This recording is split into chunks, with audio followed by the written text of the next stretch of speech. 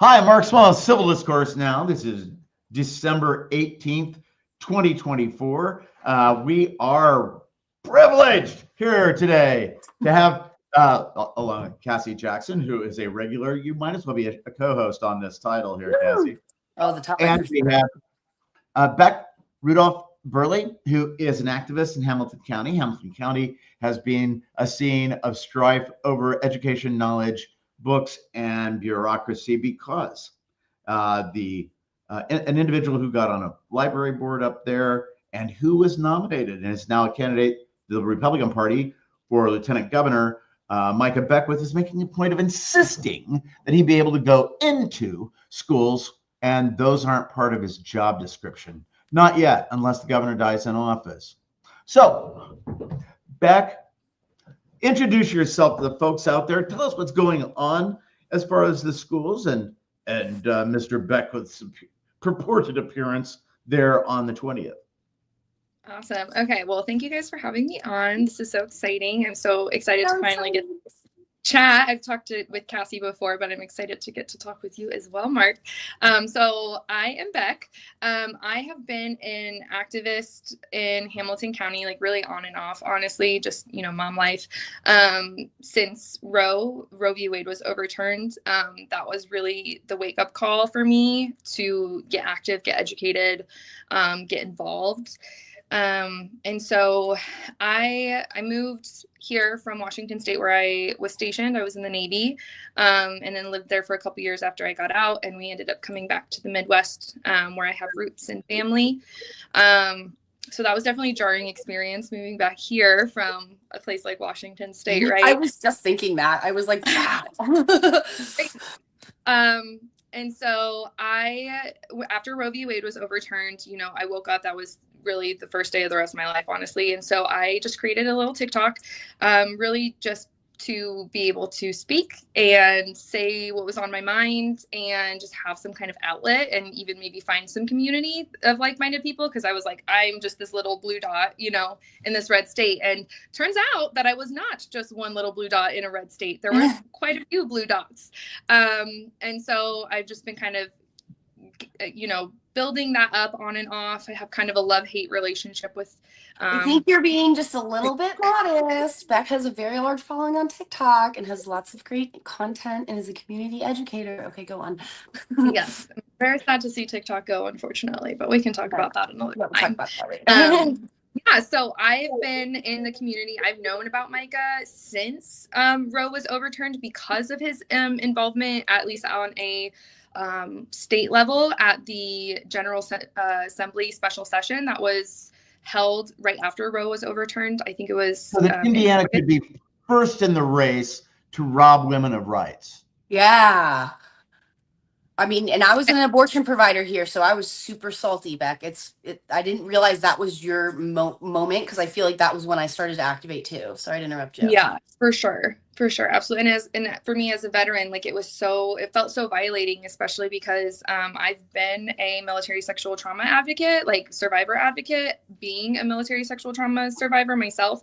I don't know anybody that identifies as a female or someone with a uterus who was not assaulted while serving. And so that's been something that we've been really trying to create awareness about. That's been something we've really been trying to improve in the military. And then having this happen, having Roe overturned, was such a slap in the face to all of that, because now here we are, veterans and women and active duty military women, and they have more rights in the countries that they are deployed to than they do on their home soil. And that was so offensive to me. Thank you so much for sharing that. Honestly, I appreciate that. That's incredible. It just allowed me to have the opportunity to go to the State House and give my testimony as a female veteran and American. And that's a whole other thing that I could talk about for a long time, the hot mess that was. But being able to go to the General Assembly and sign up to give testimony, Micah was there. And so that was really like my first interactions with understanding who he was. And that was because he was actually harassing my friends and mocking them and blowing kisses to them and making them. Okay, back up. Because he was what with your friends? He was mocking my friends and blowing kisses to them and making them very uncomfortable. Like we were there, like fighting for our lives. And he's this pastor, you know, with a "love them both" on his shirt. And he actually bussed people from his church down. So he had a whole like group with him that he bussed down from his church. I wish that I would have known this before we started recording, because I'm learning about this live and I'm holding it all the way in right now. Just go ahead. Sorry, what? And so when you're going on at the General Assembly, then just so people who are listening to this, they weren't aware, Beckwith did an end run on voters and recruited people to be delegates at last summer's Republican convention and was nominated for lieutenant governor in the Republican Party. But against the wishes of the Republican Party. But wait, it's funny that he drove a bus down there. Can I just say that? Because he trains delegates at his church. They have like delegate training. So it makes sense that he would bus people down for that kind of event. Go ahead, Mark. Sorry.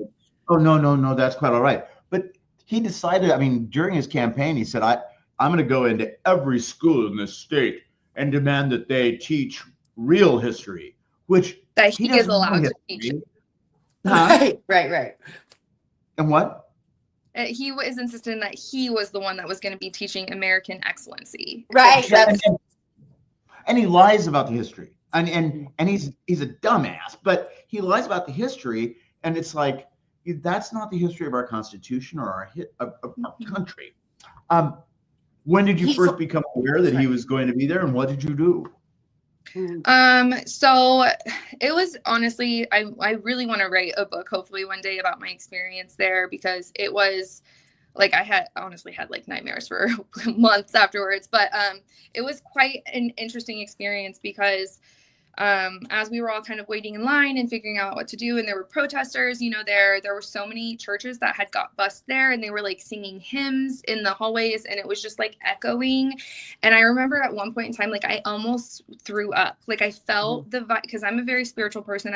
I've done energy healing before, and so I'm very in tune with that. And I just felt such horrible, like, because it wasn't like this like welcoming, happy, loving church feeling. It was more like, we are here, and there were so many of them that were singing, and it was just echoing in the walls, and it was so crazy. And I just felt so sick because it was like the reality of what I was facing, and the numbers and the grouping and the community that they had, and the organization, really. He was a leader. It's just really consistent with this idea of this alt-right, like the Bible being it sounds like to me, and I don't want to project onto your experience, but in the way you're describing it, it sounds to me that it's like this Bible as a warrior text, and Jesus as this warrior. I mean, they're not there in this. They can wear love all over,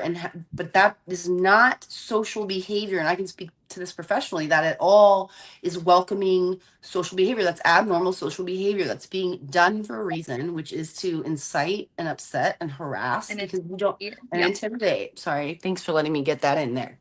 No problem. But it's okay. So when you were down there for testimony, you knew who he was, and then I mean, it's kind of like, well, I know who Charles Manson was. Actually, Chuck was a lot friendlier, a lot more open-minded, you know.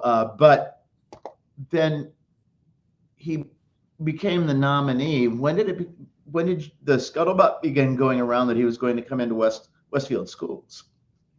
So